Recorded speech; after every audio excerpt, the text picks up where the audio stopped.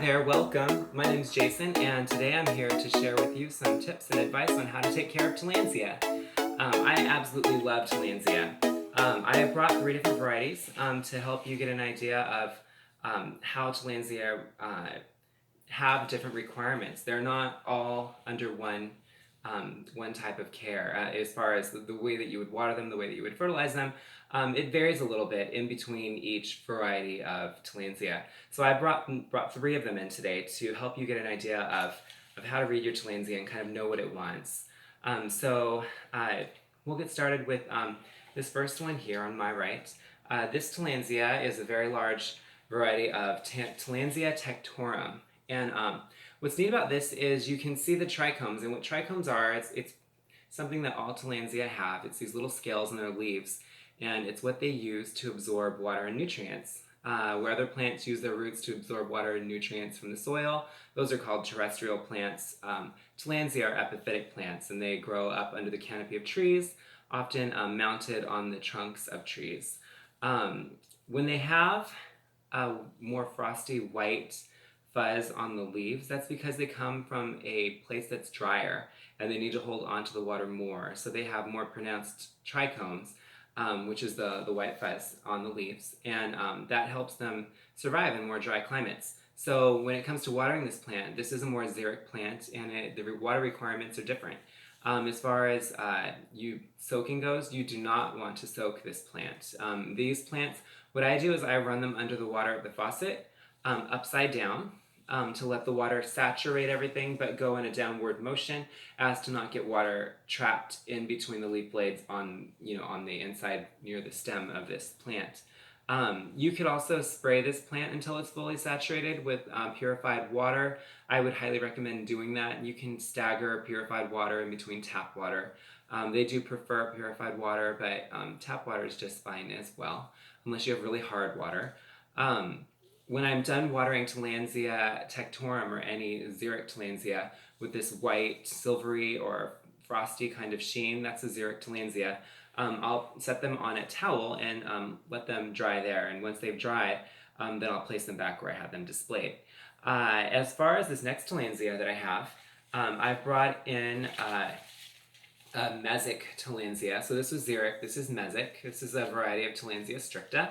And so this plant, you will want to soak it when it comes to watering. This plant's more green because it comes from an environment where it's more humid and it's a little bit lower in light, the conditions for this plant. All of these are bright and direct light, but this darker green color with the less pronounced trichomes it's an indicator that this comes from an area where it doesn't need to reflect as much light, and there's more moisture in the air available. So when you're growing this plant, you want to soak it for 30 minutes in purified water or your tap water or stagger. And then when you let it dry in a towel as well. I'll place it downwards to let the water drain off the leaves and out of the center of the plant. You're going to want to soak this plant once every 7 to 10 days. That should be just fine. And then you can even mist intermittently in between. You only ever want to water these plants in the morning. And that's for a number of reasons. A lot of these Tillandsia, to avoid rot, you want to make sure that they dry properly. And part of doing that is by watering them in the morning. Plants photosynthesize during the day, and there's more air, the airflow, and they can utilize this water more during the day than they can at night where they're less active. This third plant that I brought is called Tillandsia Bosta, and this is an absolutely awesome plant. It has this plant is also called this is a type of Myrmecophyte. What that means, it's a plant that has a symbiotic relationship and or beneficial with an organism. In this case, it happens to be ants. This plant provides a shelter for ants in nature. So this bulbous base here, in nature, ants find their way to this plant and they crawl inside and they colonize the inside of the plant. Their excretions, as they're living in there, fertilize this plant, providing it with nutrients to sustain it and help it grow. This plant it's loved by hummingbirds. These red flowers, this one's in bloom right now, attracts hummingbirds, and they absolutely love this plant. It's the main pollinator of this plant. This plant is a Mesic plant, but you do not want to soak it for 30 minutes. You don't want to soak this in the water at all. What I do is I water this in a couple different ways. I'll hold it upside down and run water over it until this silvery base, it becomes green and the leaves are all covered and coated and saturated with water. And I'll do that about 4 times a week. This plant, brighter indirect light, no direct sunlight, just like these two here, as far as placement. But these all do want bright indirect light. These are not lower light plants for indoors. Actually, during the spring and the summer, if you have them in the shade outside, they absolutely love that, especially with all the fresh airflow. This is an absolutely awesome plant, but as you can see, there are completely different requirements for all these plants. You have your Xeric plants, your Myrmecophyte plants that you want to just dunk and or run underwater. And then you have your more Mesic plants that want more water that you soak for 30 minutes once a week.